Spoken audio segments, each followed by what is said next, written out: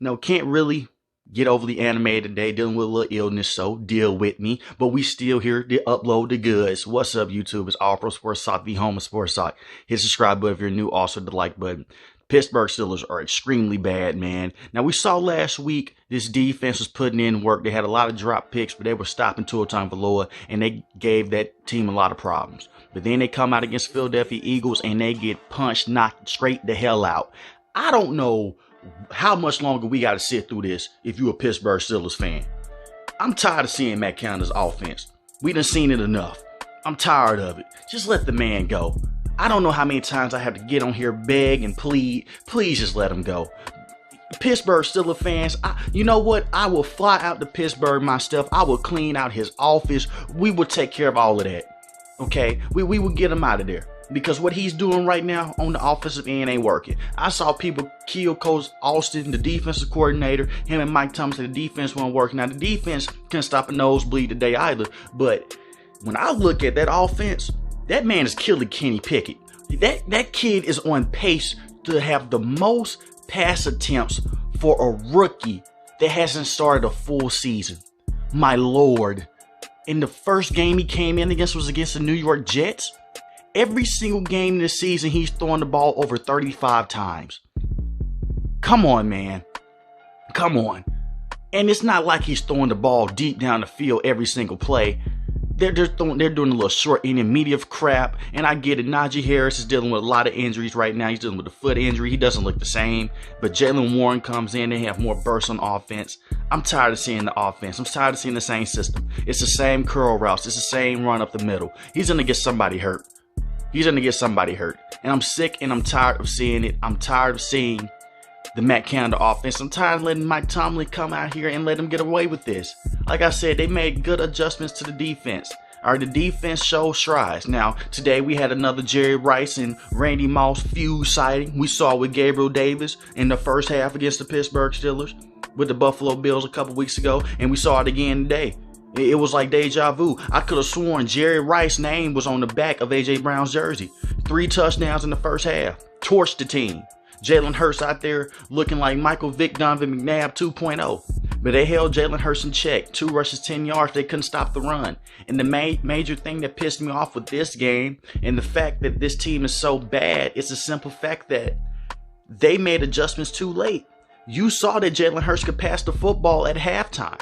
And they only wanted to make adjustments at halftime, excuse me. They saw that he could pass the ball after the first quarter. But you didn't want to make adjustments until halftime. So in the first and second quarter, they were killing them boys. Killing them. The Pittsburgh Steelers definitely need change. And I get it. They're outmatched. So I'm not going to come out here and I'm not going to say, oh, man, this team, they look extremely pathetic. They're extremely bad. Because 2 things. For one, you're outmatched. You're going against the best team in football, the Philadelphia Eagles. And Kenny Pickett got sacked 6 times. But do not come in my comment section and say that Kenny Pickett is the reason they lost this game. That kid got beat up. Beat the hell. I hope he's in the ice bath as we speak. Because they had their way with him. He was getting jumped from every end. From the middle to the side. From the back. Everywhere. When Sam Darnold said he was seeing ghosts against New England Patriots, Kenny Pickett was seeing ghosts everywhere. He's still seeing Philadelphia Eagle green. Because they couldn't protect the poor kid. He is just in a bad situation. And trade Chase Claypool, I'm sick of it. I'm tired of it. He has a good game against the Tampa Bay Buccaneers. He hasn't done anything productive this season. To be completely honest with you.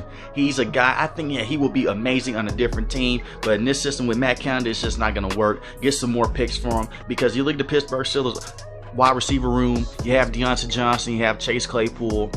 You have George Pickens, who George Pickens looks better than Chase Claypool right now. They just don't have the opportunity to give him the ball enough. And then you look at Calvin Austin III. This is a guy that has dealt with injuries this entire season. But Matt Canada said that, you know, as he gets healthier, he does want to see him on the field, but he doesn't know the entire playbook yet. That's a BS excuse. For one, I saw Christian McCaffrey get traded to the San Francisco 49ers, granted no injuries, but he only had 2 days of preparation. He came out there and he played significant snaps for that team. I'm just tired of it, man. I'm tired of mismanagement of the teams. I'm tired of mismanagement of the players. It's something needs to change. And I think getting Matt Canada out there is going to help out the most. But as long as he's here, Kenny Pickett's going to struggle. Every single game he's played in, he's had a turnover in. And half the interceptions are not his fault. It's because he had the one underthrow with Chase Claypool in the New York Jets game, but Chase Claypool at certain points in times he can't catch. We know what Deontay Johnson is. Don't come in my comment section and say that boy can catch, because he can't catch a cold majority of the time. George Pickens is the most consistent wide receiver for this team, and Pat Freiermuth is the most consistent tight end target for this team. And yes, we get it. We understand that Najee Harris does not look the same, doesn't have the burst, but people say it's a bad offensive line. The offensive line was worse last year, but he's dealing with that foot injury. I just don't understand. I don't understand what the antithesis for this team is moving forward. The most important thing for this team moving forward is to look at the progression of Kenny Pickett. Kenny Pickett should be in a better situation. And I see why Mike Tomlin didn't want to start him. To that I apologize for, but Kenny Pickett does give them the best chance of winning still. Mitch Trubisky still shouldn't have started this season, and I stand on that.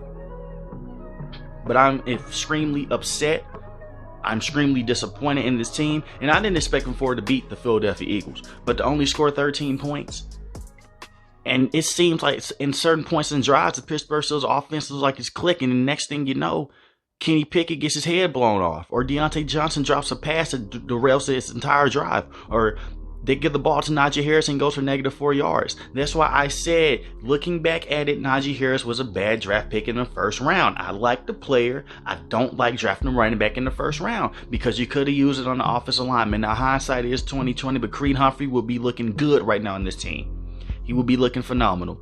And like I said, I love him some Najee Harris. I really do. Was amazing last season. I do think that he would pick his game up when he's not dealing with injuries. But this entire offense, no receivers going to break over 1,000 yards. Kenny Pickett's not going to have the phenomenal numbers. You have to actually look at this team and see what's going on. But the same run plays over and over again is not going to work. And I saw people that are in my comment section from a video I posted that Matt Cannon should be fired. He had a nice play call in the red zone. It was a jet sweep play with Chase Claypool throwing the ball to Jalen Warren. Let me tell you something, man. That is one nice play out of how many dumb plays this man has ran. Don't come at me with that. Please don't. He's not a good offensive coordinator. And Mike Tomlin, it seems like he's too focused on the defensive side. So until they get the offense situated, this whole team's going to be in the same position they've been in forever. And the offensive line has not looked the same since Mike Munchak has left. The offensive line coach, when he left to go to the Denver Broncos, that was the first sighting of when the offensive line play had dropped off. Because if you remember, they had Andrew Villanueva, they had Maurice Pouncey. They had all those good guys on the offensive line. And out of nowhere, they had David DeCastro. Mike Munchak was coaching those guys. And out of nowhere, they can't get this thing right. They can't get it situated. So obviously, the season is over.